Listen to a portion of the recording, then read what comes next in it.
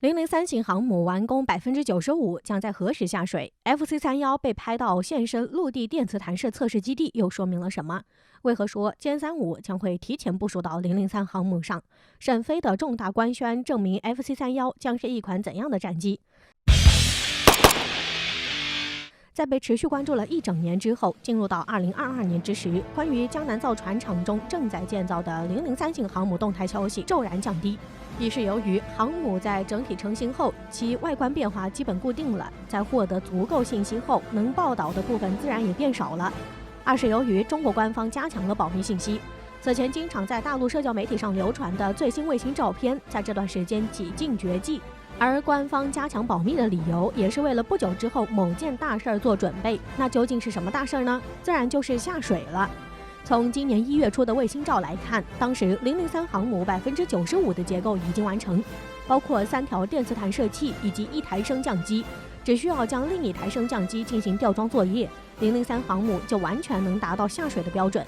至于舰岛上的一些雷达装置，完全可以等下水后才安装。值得注意的是，在1月10号的时候，003航母船坞的另一艘货轮的分段已经被挪走。此时的003航母已经处于随时下水的状态，但为何又等了这么久还没下水呢？有分析认为，003航母下水成定局，早晚并不耽误事儿，因此是在等一个良机。本来2月份中国春节期间倒是可以下水增添中国新年气氛，不过与此同时，北京正在举办冬奥会，包括欧美在内的多国运动员与代表来华参加。如果此时003航母下水，必然会被西方媒体过度解读。那么错过了春节，下一个下水的好时机又是什么时候呢？有意思的是，在此之前，美国人倒是进行了预测。美国智库网站战略与国际研究中心表示，003航母将会在4月份下水，而4月对于中国海军来说又有大事儿。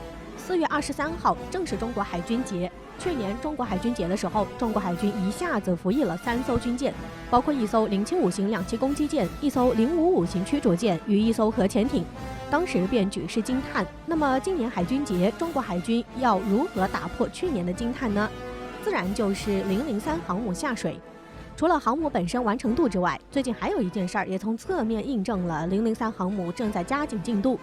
根据网上消息，近日一张流传在互联网的卫星照片显示，中国2架改进型隐身战机 FC31出现在测试场中，同时旁边还另有2架歼15战斗机，可以确定 FC31正在接受舰载飞行测试。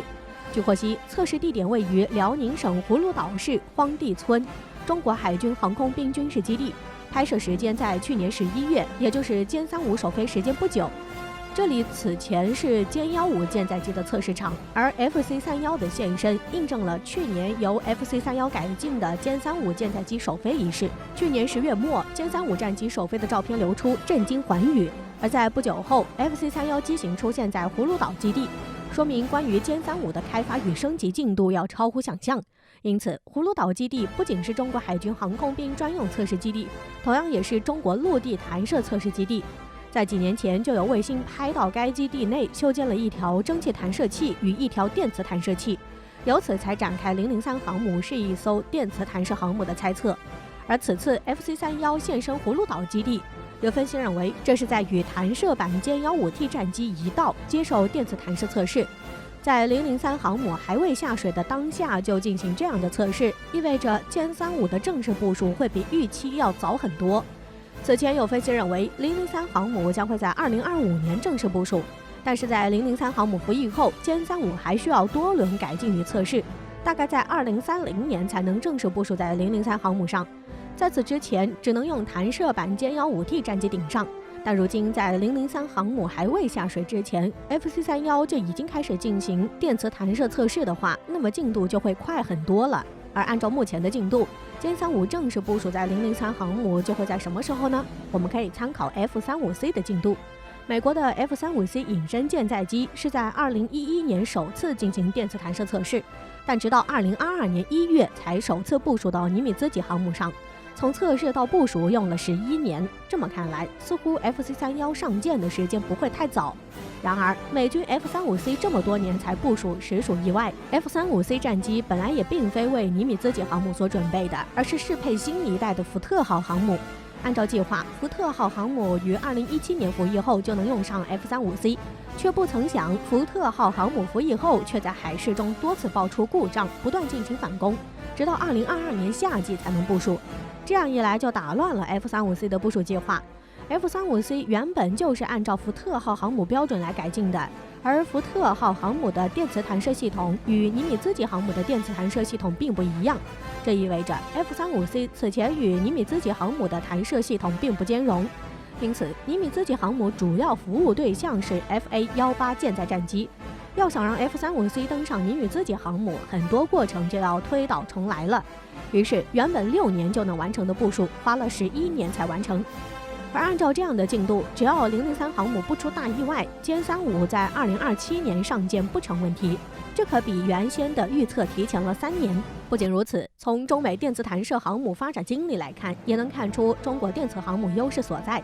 不久前，美国还有一艘 F-35C 在南海坠海，使得目前 F-35C 与尼米兹级航母的适配性存疑。但是这一次歼15与 FC-31共同出现在测试场中，说明中国的弹射系统在兼容性上要明显好于美国航母。我们知道003航母上的电磁弹射系统与福特号的同类系统有着显著的区别。